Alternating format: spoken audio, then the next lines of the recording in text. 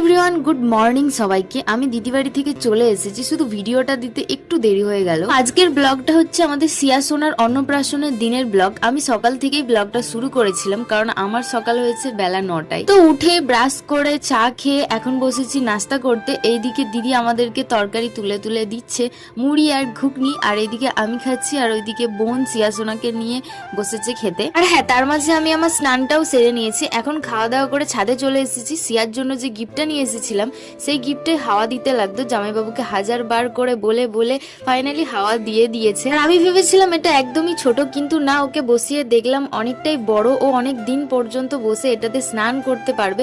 তো ওটাতে এখন ওকে বসিয়ে দিয়েছি। ওর যেহেতু ঠান্ডা লেগেছে তার জন্য জল দিইনি, আমি জাস্ট কিছু ফুল ছড়িয়ে দিয়েছি, আর ওর গালে কপালে একটু হলুদও ছুঁয়ে দিয়েছি। এটা নিয়মে রয়েছে তার জন্য।